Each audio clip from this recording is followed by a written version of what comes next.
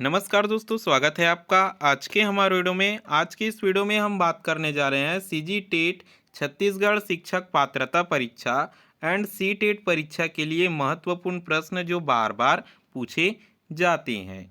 हमारे बहुत से सीजी टेट के स्टूडेंट हैं, सी टेट के स्टूडेंट हैं जो बहुत पहले से इसकी तैयारी कर रहे हैं, लेकिन अब स्टूडेंट का कहना है कि सर हमें जो है वो कोई आईएमपी सीरीज़ बताइए जिसमें हम महत्वपूर्ण क्वेश्चन पर विशेष जो है वो ध्यान दे सकें, ताकि ऐसे क्वेश्चन जो है वो पूछे जाने की संभावना अधिक होती है। तो ऐसे में हमें जो है वो कुछ आईएमपी क्वेश्चन मिल जाते हैं, तो विशेष ध्यान होगा तो हमारा जो है वो मार्क्स अच्छे से आ जाएगा।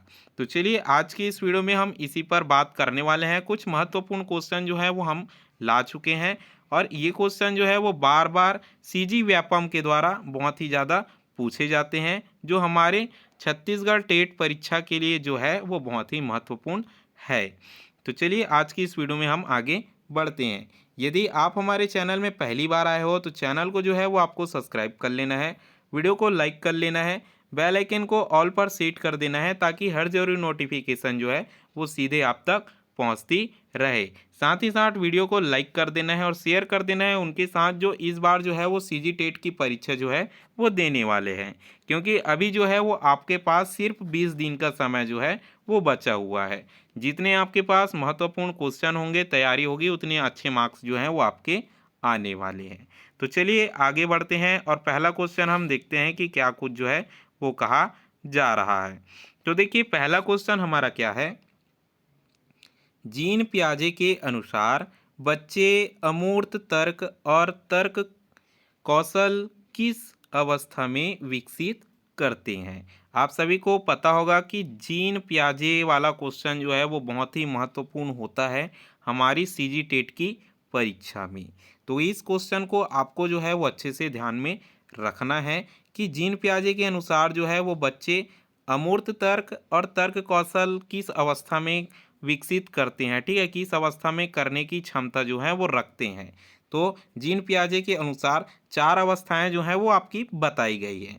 तो इसमें चारों अवस्था जो है वो दिया गया है एक एक ऑप्शन में। देखिए पहला क्या दिया हुआ है, संवेदी, ठीक है, गामक अवस्था 0 से 2 की अवस्था में। ऑप्शन नंबर बी दिया हुआ है पूर्व संक्रियात्मक अवस्था 2 वर्ष से 7 वर्ष की अवस्था में। ऑप्शन नंबर सी मूर्त संक्रियात्मक अवस्था 7 वर्ष से 11 वर्ष की अवस्था में। और ऑप्शन नंबर डी औपचारिक संक्रियात्मक अवस्था 11 वर्ष या उससे अधिक की अवस्था में। तो इसको पूछा जा रहा है कि जीन पियाजे के अनुसार जो है वो बच्चे अमूर्त तर्क और तर्क कौशल किस अवस्था में विकसित जो है वो करते हैं। यदि आपने पढ़ा होगा तो आपको बहुत अच्छे से इसका आंसर जो है वो पता होगा।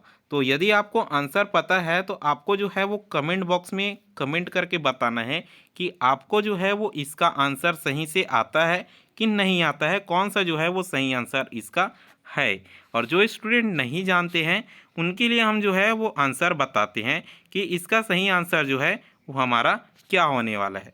इसका सही आंसर जो है वो ऑप्शन नंबर डी है, औपचारिक संक्रियात्मक अवस्था।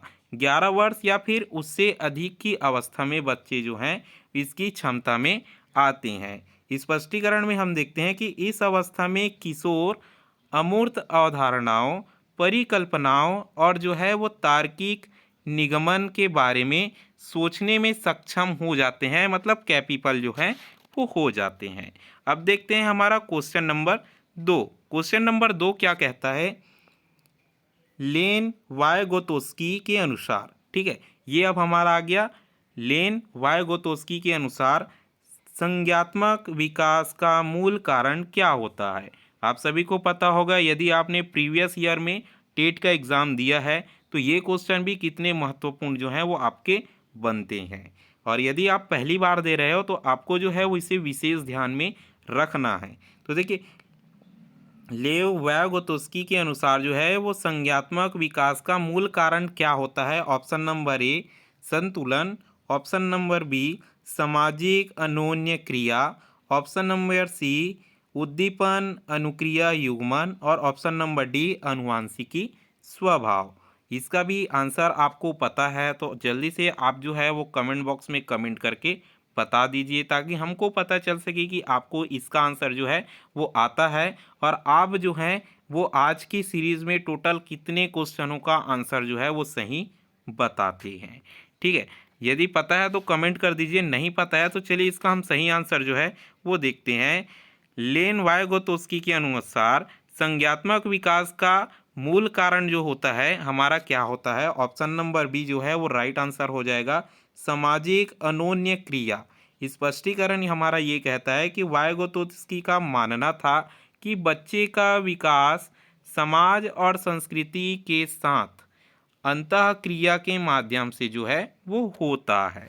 ठीक है, अब देखते हैं क्वेश्चन नंबर 3, समावेशी शिक्षा का क्या अर्थ है? ठीक है, समावेशी शिक्षा का क्या अर्थ है? इंक्लूसिव एजुकेशन का क्या अर्थ है? यदि इंग्लिश में आता है, कई बार क्या होता है कि ये समावेशी शिक्षा जो है वो नहीं लिखा होगा, सिर्फ इंक्लूसिव एजुकेशन का क्या अर्थ है ऐसे भी आपको दे देता है, तो आपको ये चीज़ जो है वो ध्यान में रखनी है। यहाँ देखिए 4 ऑप्शन फिर से हमारे पास हैं। विशेष आवश्यकता वाले बच्चों के लिए अलग अलग विद्यालय। ऑप्शन नंबर बी, सभी विद्यार्थियों के लिए एक ही स्कूल में उनकी योग्यताओं के बावजूद शिक्षा देना। और ऑप्शन नंबर सी, केवल प्रतिभाशाली छात्रों को शिक्षा देना। ऑप्शन नंबर डी, केवल बालिकाओं को या फिर बालिकाओं के लिए विद्यालय।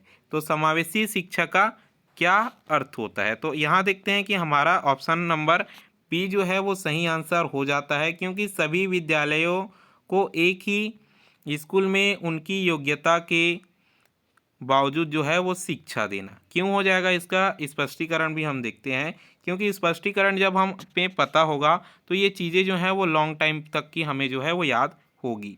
समावेशी शिक्षा का सिद्धांत है कि सभी बच्चों को चाहे उनकी शारीरिक, बौद्धिक या फिर सामाजिक स्थिति कुछ भी हो, एक साथ ही शिक्षा मतलब एक साथ ही कक्षा में शिक्षा दी जाए।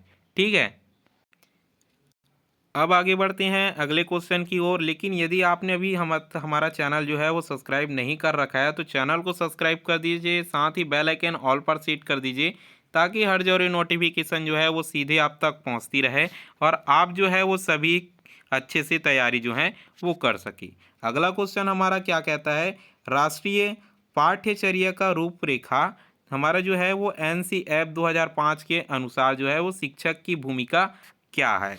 इसे आपने पढ़ा है होगा तो आपको बहुत अच्छे से पता होगा। इसका सही आंसर क्या है आप जो है वो कमेंट कर दीजिए यदि आपको पता है, और नहीं पता है तो देखिए 4 ऑप्शन दिए गए हैं, सत्तावादी, ज्ञान का स्रोत, सुविधादायता या फिर सुविधादायक, या फिर जो बोलेंगे तानाशाह।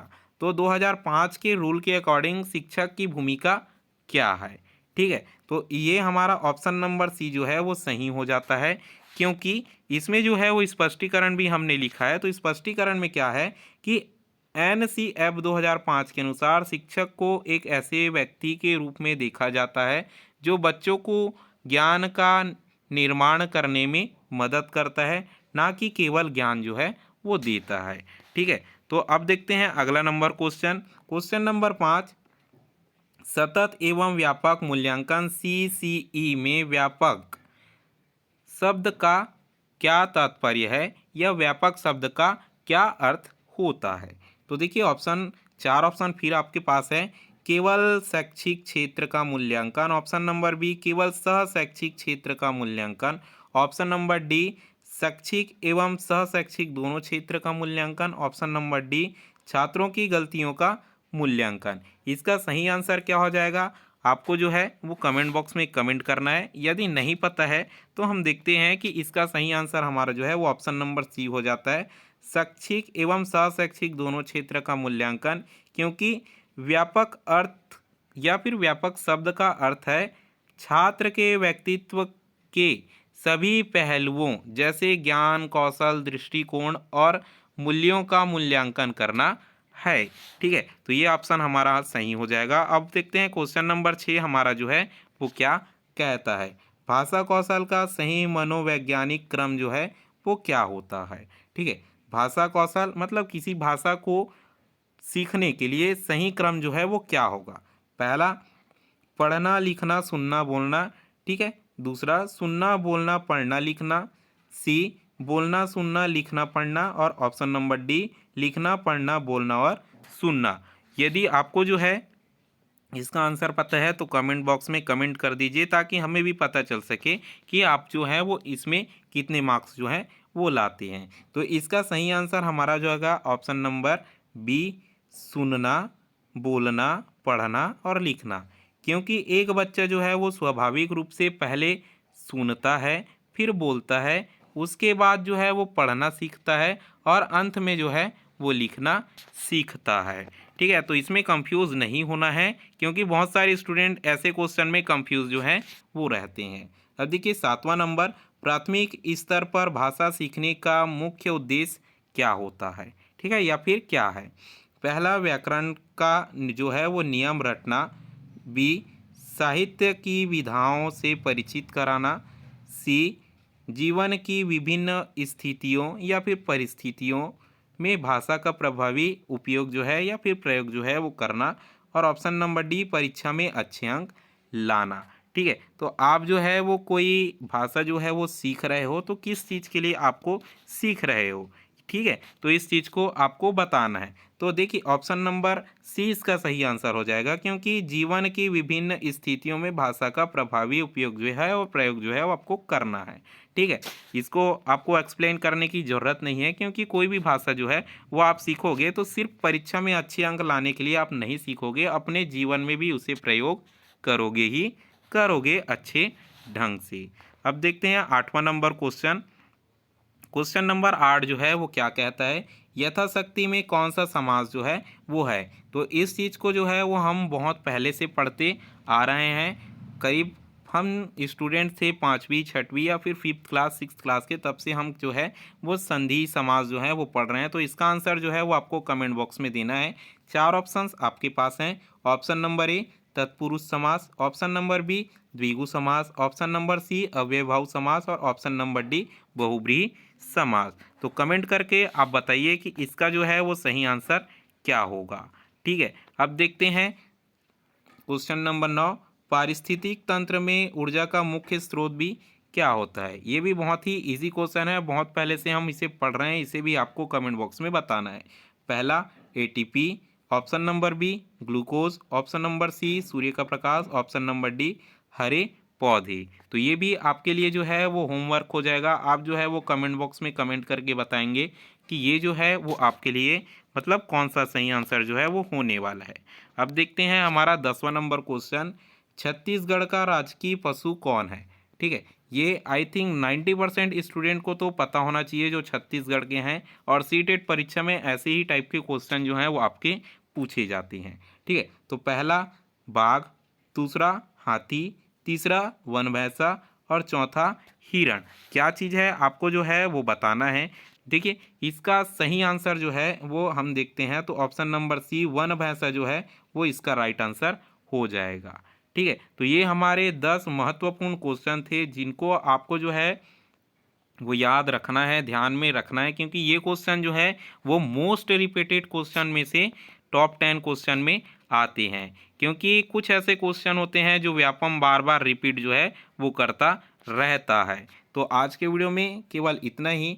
यदि आप हमारे चैनल में पहली बार आए हो और अभी तक सब्सक्राइब नहीं किया तो चैनल को सब्सक्राइब करना है, वीडियो को लाइक करना है, बेल आइकन को ऑल पर सेट कर देना है, ताकि हर जरूरी नोटिफिकेशन जो है वो सीधे आप तक पहुंचती रहे। और इसमें जो है और अभी बहुत सारी आईएमपी सीरीज़ जो है वो आने वाली है, जिसमें बहुत महत्वपूर्ण क्वेश्चन जो है वो हम बताने वाले हैं, जिनके आने की चांसेस जो है वो लगभग 90% जो है वो बताई जा रही है। तो आपको जो है वो सब्सक्राइब करना है, साथ ही साथ जो है वो इसे लाइक कर देना है वीडियो को, साथ ही शेयर करना है उनके साथ जो टेट की परीक्षा इस बार जो है वो देने वाले हैं। बाकी वीडियो में अंत तक बने रहने के लिए धन्यवाद। वीडियो में